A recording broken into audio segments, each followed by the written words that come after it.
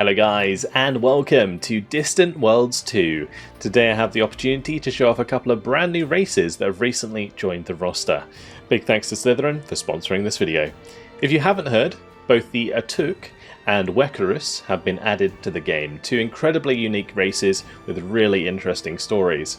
There's also been a very recent tactics update that improves fleet mechanics in the game, but before we jump in, for those unfamiliar with Distant Worlds 2, it is a sci-fi 4X game that puts you in command of a fledgling empire that you take from pre-warp to late game sci-fi tech, expanding all the while through colonies and cooperation with independent nations.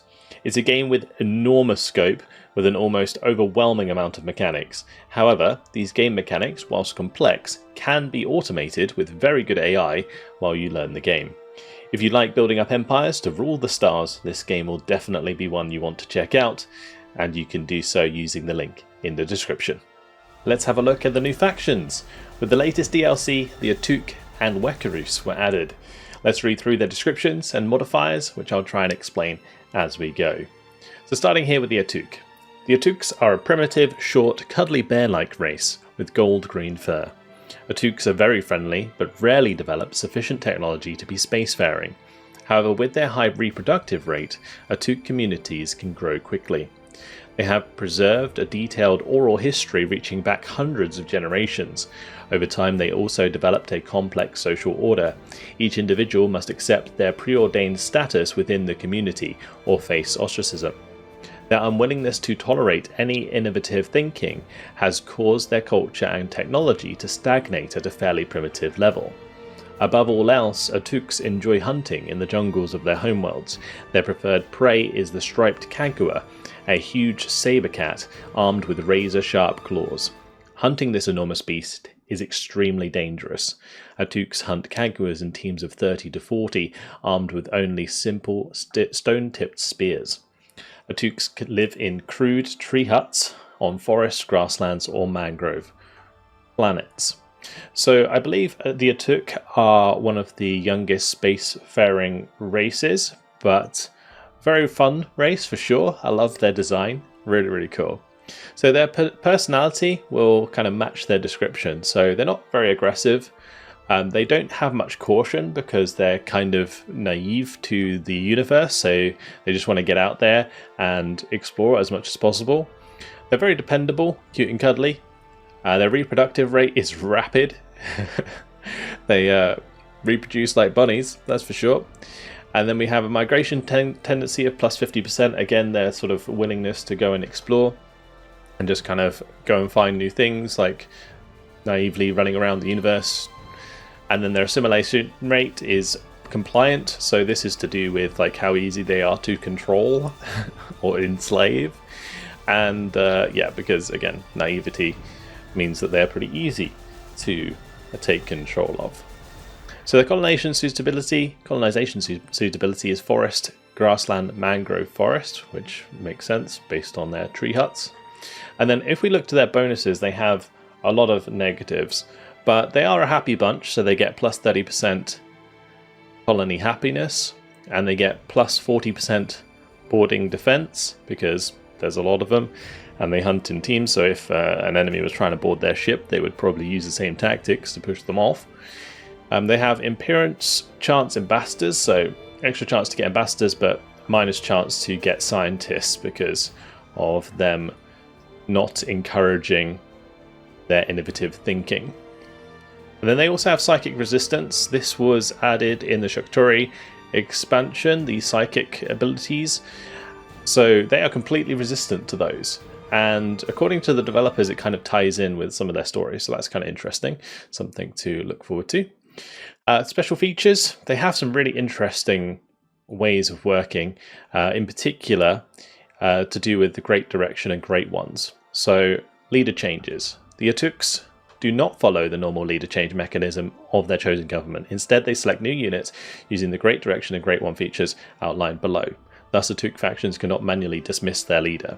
So there are events that pop up, and basically you like choose a new leader or a new kind of government type-ish. It's like basically a bunch of modifiers that get added to your faction that kind of allow you to focus in a certain direction and negate some of the negative modifiers you would have seen under bonuses. So, great direction.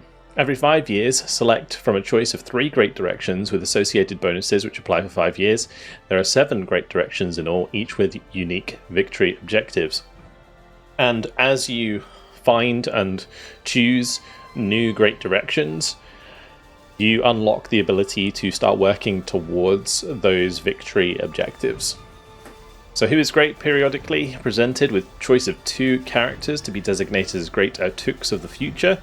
Whenever one is chosen, gains the great potential trait, making them eligible for future leadership.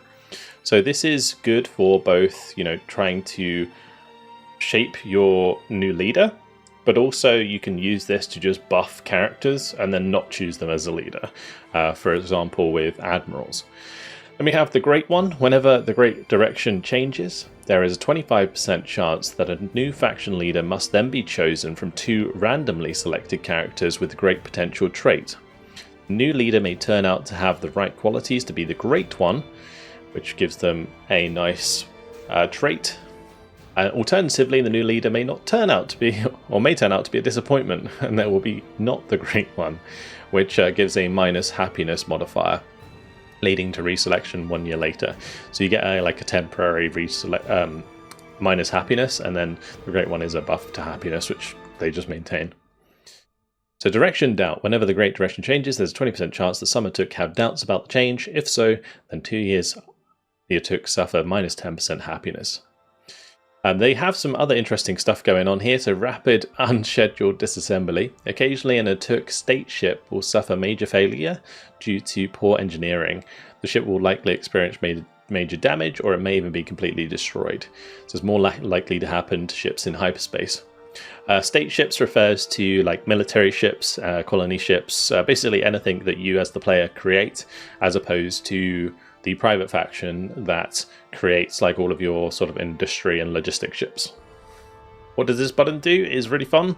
Whenever a critical research success occurs, there is a chance to push the button or don't push the button, leading to various positive or negative events.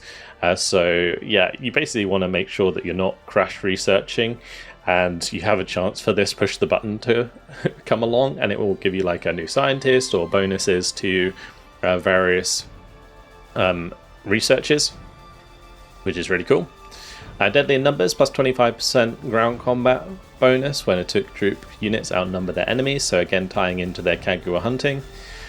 We are great, plus 5% happiness and plus 10% corruption reduction for 1 year whenever they sign a free trade agreement, research treaty or defense treaty. So the idea being that this is quite a diplomatic focused faction. I mean, you can take any faction in this game in any direction, but ultimately their bonuses are pushing towards rapid growth and cooperation with other factions. Now, since they are a fairly new faction in terms of the space history, their focus is on traits. They get more traits for their characters rather than new technologies, because they haven't really got technologies that they've researched in the past. But for colony growth resources, they get Kagua fur and Raphidium ale, so these are luxury resources that help your faction. Starting research is pretty basic: missile, kinetic, ground combat, basic recreation systems to help them be nice and happy, have places to play, places to go watch cinema. Atuuk Tech, boom device. Boom device is a planet destroyer that rams into planets, so that's pretty fun. We have the collection of great things, which is just basically a place for them to store all of the artifacts that they find around the universe. And then Intergalactic Welcome Center, which is to do with introducing new factions to your empire and encouraging migration. There's additional intelligence missions here. We have their default infantry, which is not too great, but the idea is that you'd have a lot of them to overwhelm your enemies. And then most races, they have a bunch of races that they like and a bunch of races that they don't, they're kind of neutral towards. But these would be the sort of races that would try and enslave them. Alright, so that's the Atuuk. Let's go and have a look at the Wekkarus. Here are the Wekkarus. The Wekkarus are probably my favourite of the two factions available in the new DLC. They are basically space crabs with incredibly cool lore and a very long history in the universe of Distant Worlds. But let me read you the description so you can get to know them. Wekkarus are large crustaceans with distinctive facial mandibles. Wekkarus live deep in the seas of ocean planets. They can also live out of water for extended periods, but prefer a damp environment.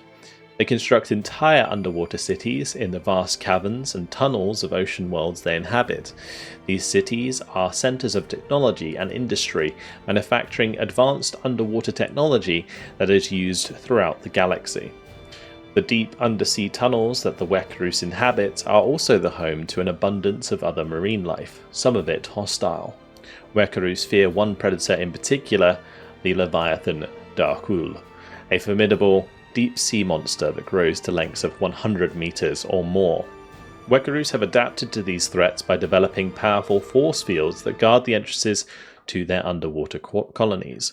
The Wekkarus also have deep knowledge of highly specialized wave beam weapons. This has led them to develop the potent pulse wave weapon. This unique type of beam weapon fires powerful waves of energy at targets.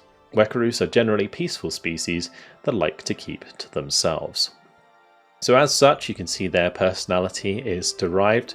So personality often affects more you bumping into other factions. So you can tell how they're going to behave. So in this case, Wekkarus are generally neutral. They're not super aggressive. They are quite cautious though. They're not very dependable because they like to kind of keep to themselves. Their reproduction rate is quite low. And their migration tendency is also settled, which is because they like to keep to their own ocean planets. And assimilation rate makes them harder to, take control of or enslave. Their colonization suitability, of course, deep ocean. Deep ocean also ties into one of their victory objectives, which is to control the majority of the deep ocean planets in the entire sort of galaxy. And standard ocean planets, of course, are good for them, and they don't like any dry planets, so any kind of desert. Their bonuses, they get extra bonus to research, so very good at research. Their diplomacy, not so good.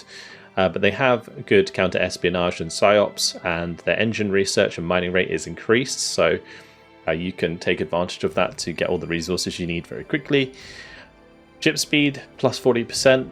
They have old spacefaring tech that they have knowledge of, so their ships kind of benefit from that and are super fast because of it.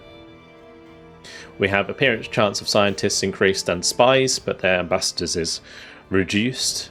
And they have 50% psychic resistance. So as I mentioned before, this is tying into the Shakturi expansion, and the Wekkarus do have sort of a story that ties into that as well. So definitely a reason to play them through and kind of invest in their narrative. In terms of their special features, this is what really makes me enjoy this faction. So whenever a scientist achieves a critical research success, select between two choices of new research skills for them. Scientists must have less than 4 existing skills, so you can buff your scientists really, really quickly. Deep Labyrinth, whenever a foreign spy is detected operating against us, 50% chance of intercepting them and selecting whether to imprison or execute them.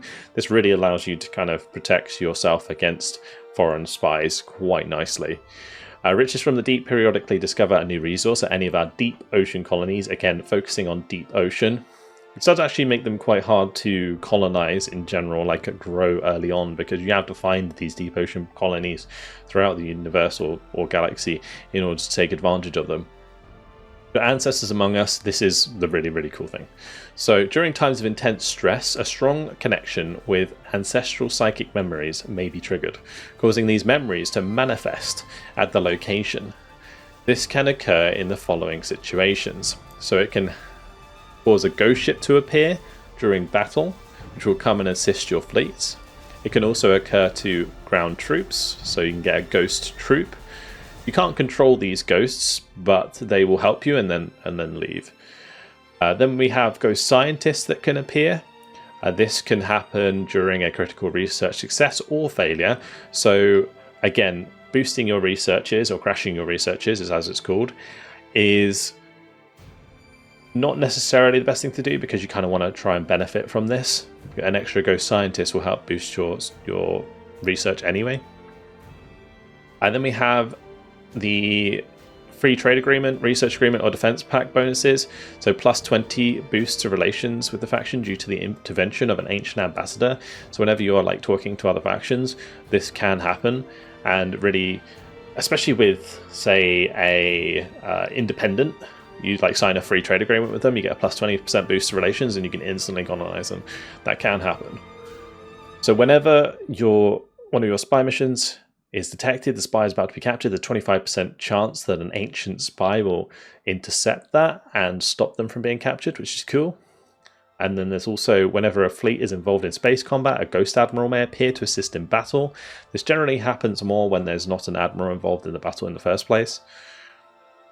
Whenever a ground combat occurs, a temporary ghost general can also appear. So the whole idea of this old psychic memory, like this deep in their brains that they kind of manifest into real life, is so cool. I love that concept completely. Very, very awesome. Also, additionally, the following Wekkarus artifacts increase frequency of Ancestor among us events. So these artifacts can be discovered through exploration to obtain the benefits. So there's the Cenotaph of the First Generation, the Airship of the Ancestors, and the Orb of Ancestral Strength.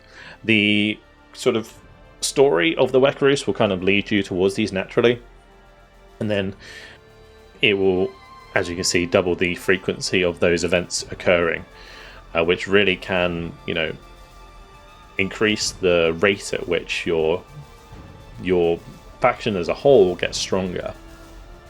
They have a couple of unique traits in there, and Ancestral Memory gives their admirals and generals 2 additional positive traits, so that's pretty strong.